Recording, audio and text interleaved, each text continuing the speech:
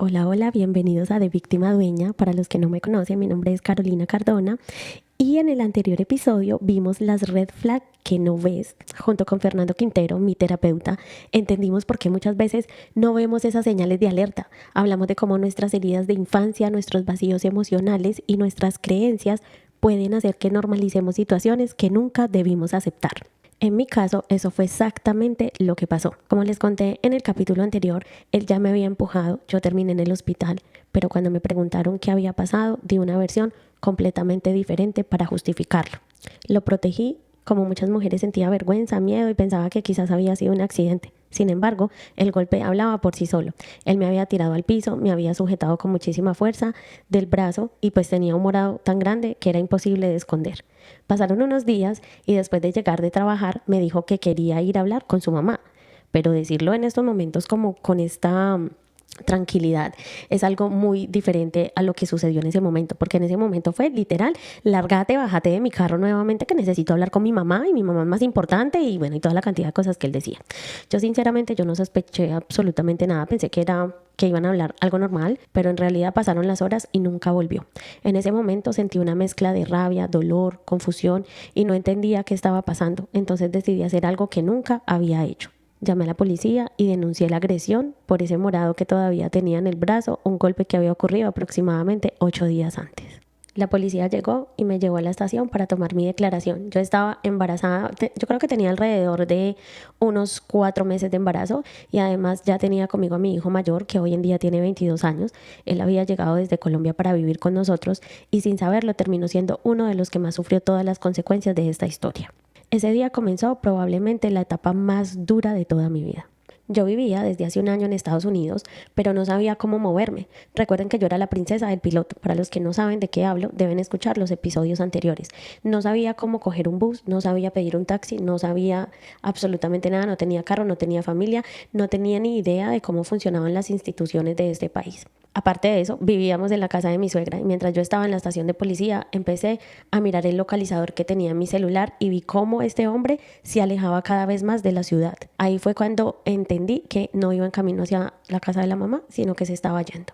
Después supe que había viajado hasta Pensilvania, donde un primo, y donde todo había sido planeado. Él habló con su mamá antes de irse y literalmente me dejó abandonada con ella. Yo no tenía la menor idea de que ese era su plan. Mientras tanto, en la estación de policía yo firmaba papeles sin entender realmente lo que estaba haciendo. Era completamente inexperta con todos esos procesos. Los oficiales me indicaban dónde firmar y yo simplemente obedecía sin darme cuenta. Terminé firmando lo que se llama en este país una orden de restricción y pues toda la documentación del caso. Cuando finalmente los policías me llevaron de regreso a casa, tocaron la puerta una y otra vez. Bueno, tocamos la puerta una y otra vez y nadie, absolutamente nadie nos abrió. Yo tenía todas mis pertenencias y las de mi hijo allá adentro y simplemente nos quedamos afuera.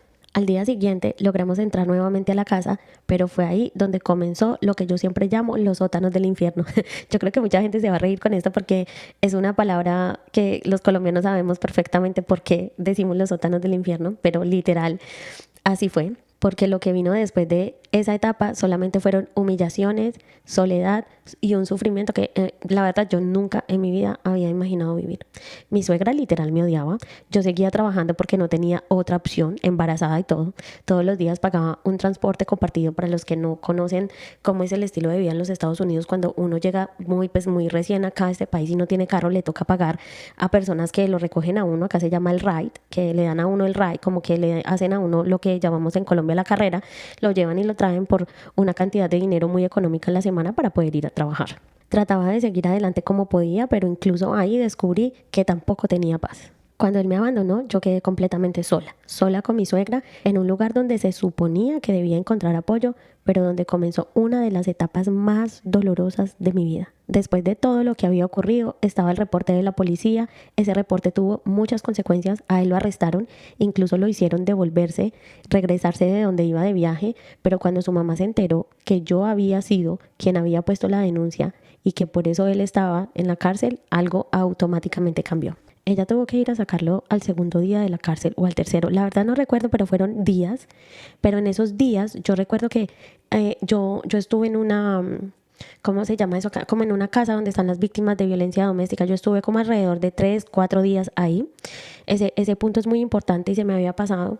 Luego yo volví, pues ahí fue donde volví a la casa a recoger las cosas y todo, pero pues ni siquiera a recoger porque pues literal me tuve que quedar viviendo ahí. Después de que ella fue a sacarlo de la cárcel, desde ahí comenzó lo que yo llamo una especie de bullying de adultos, una forma de maltrato silencioso que muchas personas no ven, pero que destruye poco a poco. Estábamos en pleno invierno, hacía frío y mientras yo estaba embarazada, ella empezó a quitarme cosas básicas, cosas que una persona necesita para vivir. Me quitaba las cobijas del cuarto, me quitó los utensilios de cocina. Esto era día a día, ¿no? O sea, esto no era solamente de una sola. Ella empezó a quitarme, se metió el microondas para el cuarto de ella. A ver, les explico un poco. Ella vivía en un basement, entonces cuando uno entraba había como un hall pequeño, habían dos puertas, una a la derecha y otra puerta al frente, aparte de la donde uno entra. La puerta a la derecha había una sala, que eso lo cogimos como para hacer un cuarto, o sea, literal dormíamos en la sala, y la puerta del frente cuando uno llega era la puerta del cuarto de él, pero internamente se encontraban con una puerta hacia la cocina, ambas habitaciones, por llamarlo así, y el baño. Entonces me quitaba las cobijas del cuarto, me quitó los utensilios de cocina, como les estaba diciendo, me quitó microondas y me quitó hasta los tapetes del baño. Y aunque para muchos podrán parecer pequeñas cosas, para mí no lo eran, porque yo estaba embarazada. Yo me había podido resbalar. Acá los baños tienen bañeras y para poderse bañar en el baño como tal en la ducha uno tiene que levantar el pie y también cuando sale tiene que levantar el pie. Entonces para mí fue una mente muy maquiavélica. La señora es una mala persona porque yo creo que una persona que haga eso a otro ser humano es una mala persona, independientemente de los traumas que cada uno cargue, porque ella los tiene y yo lo he estudiado mucho con el paso de los años y las sanaciones y las terapias y todo lo que he hecho, pero pues yo soy o blanco o es negro y realmente alguien que haga eso a un ser humano es una mala persona para mí, porque detrás de cada cosa había un mensaje. No tienes derecho a estar aquí, literal, con sus insultos y con sus cosas, literal era que me estaba diciendo eso. Lo más difícil para mí en ese momento era el miedo. Yo sentía demasiado miedo. Yo no podía escucharla llegar porque mi cuerpo entero se llenaba de una angustia y un pánico. Yo muchas veces hasta me tapaba con la cobija de la cama, pues como cuando llegaba. Era vivir esperando cuál sería la próxima humillación.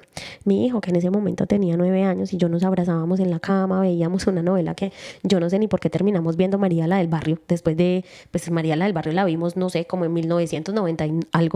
Y yo terminé viendo con mi hijo esa novela desde el teléfono porque ni siquiera teníamos televisor. Ella nos había quitado absolutamente todo. Ese era como nuestro momento de refugio en medio de una situación que parecía no tener salida. Él y yo intentábamos encontrar un poquito de normalidad. Días después también me cortaron la línea de celular, porque resulta que la línea, yo la pagaba, yo pagaba $50 mensuales, pero era como la línea de ella, o sea, ella tenía todo el derecho de sacarme, de cortarme, de hacer lo que quisiera cuando quisiera.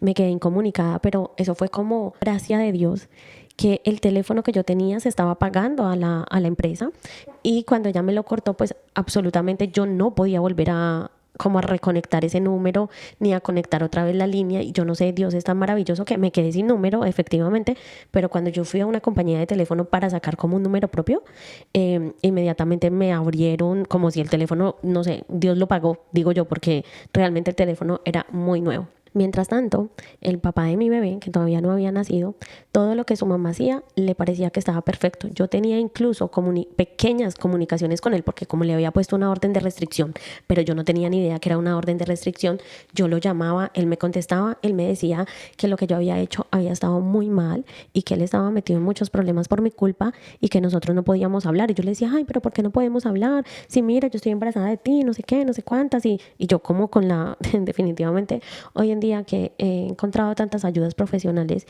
y que definitivamente estoy rodeada de gente totalmente diferente y un poco más sana de lo que me rodeaba antes, hoy en día entiendo muchísimas cosas. Él justificaba definitivamente todas las acciones de su madre, sus decisiones eran defendidas totalmente. Yo sentía que cada día me hundía muchísimo más hasta que llegó un momento que yo no pude más y por primera vez lloré de una manera que yo nunca había llorado. Me arrodillé, le pedí una señal a Dios, una luz en el camino, una respuesta porque yo no sabía qué iba a hacer para enviar a mi hijo a la escuela, no sabía cómo salir adelante y definitivamente fue justo en medio del caos, en medio de la oración cuando llegó el milagro.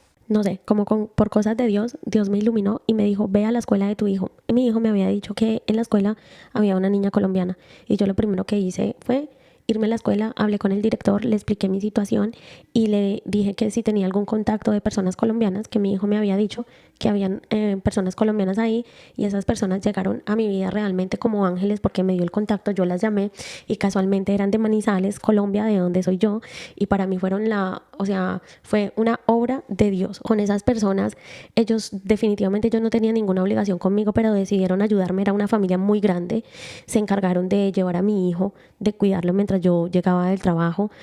Una parte de la familia me llevaron cobijas, ollas, cosas que yo necesitaba para sobrevivir. Fue un acto de humanidad impresionante que yo nunca voy a olvidar.